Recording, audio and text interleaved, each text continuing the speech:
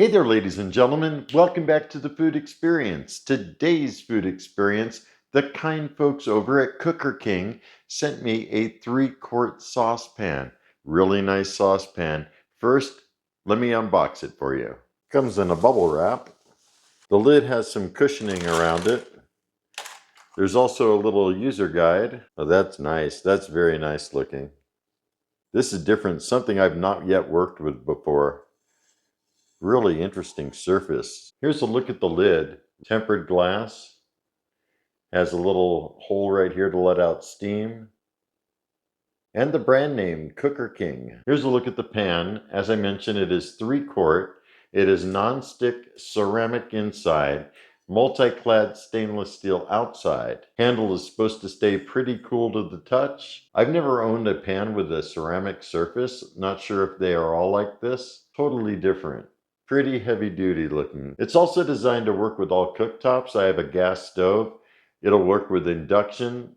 It'll work with pretty much anything. You could probably even put it in your barbecue, in the oven. The first thing I plan on doing is frying an egg. That way I could see if it's non-stick, and you could also use metal utensils. And without further ado, here we go. Testing the pan out on a gas stove.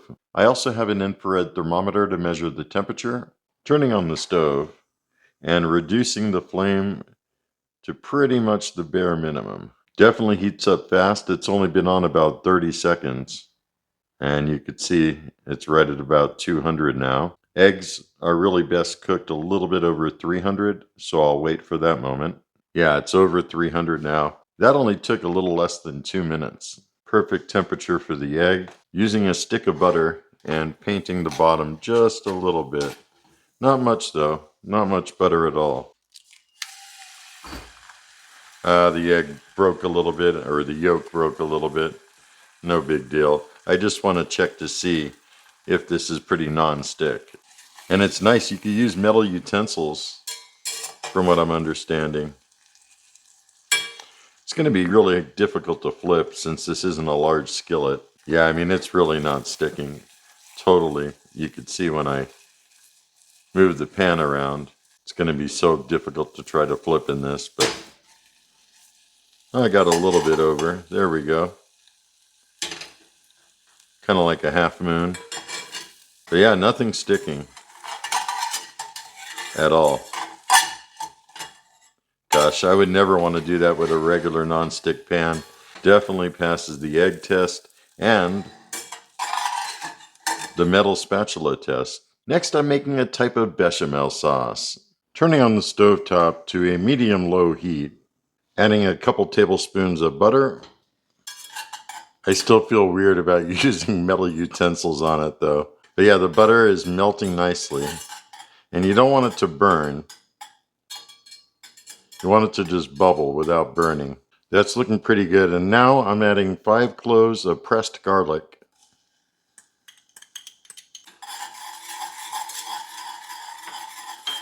Garlic cooks really fast, especially when pressed. Adding in a couple tablespoons of flour. And you want to keep that moving.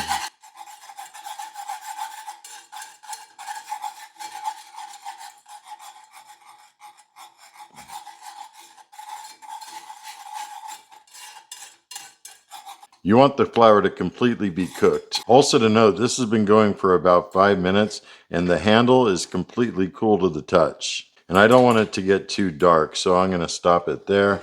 And you want to gradually add milk in.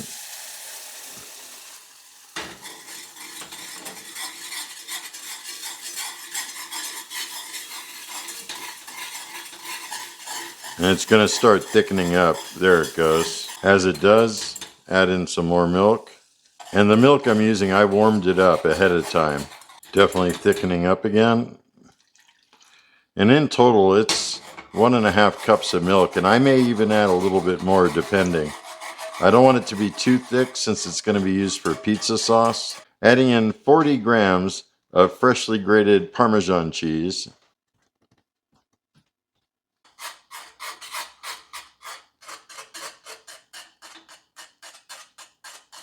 I I could see the little bits of garlic in there. It's interesting because when you make a bechamel, it's a really smooth sauce. And it's just not going to be that way with all those garlic bits. Also, to let you know, the handle is still cool to the touch. And it's been on there for about 15 minutes now. And also, when it cools down, it's going to thicken up a little bit too because of all that cheese. In fact, I'm going to let it cool off. It's still cooling down, but it has thickened up a little bit.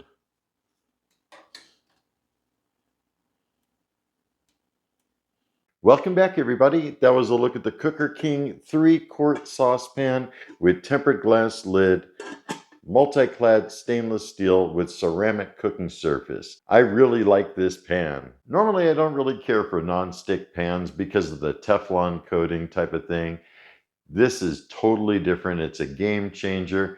I'm so impressed that I could use metal utensils with it. I like this pan so much, I'd like to actually see if they have other sizes available, like a 12-inch skillet.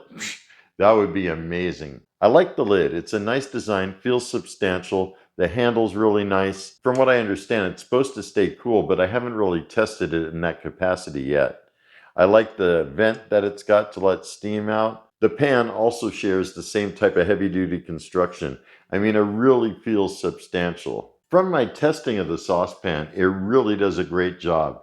The egg did not stick whatsoever, even though this isn't really the kind of pan you want to cook eggs in. Like I said, I'd like to see if they have a large skillet. That would be amazing. But yeah, nothing stuck at all. Even when I made the bechamel, well, it's kind of like a Mornay sauce, none of that stuck to this either. I'll definitely do some more testing and cooking with the Cooker King 3-quart saucepan. And if you guys are interested in it, look at my description. I'll have a link back to where you can purchase it in addition to a discount code for you guys, my subscribers. I really like how you can use this with all different cooktops. I do have an induction cooktop.